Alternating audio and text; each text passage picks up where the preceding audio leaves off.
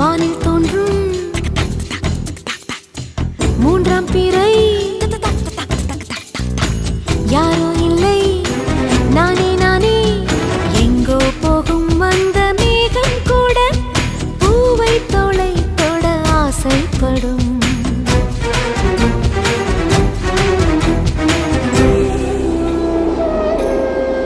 யார் யாரோ யாரோ அவன் யாரோ அவன் சன் சன் சன் சன் சன் யார் யாரோ யாரோ யாரோ யாரோ அவன்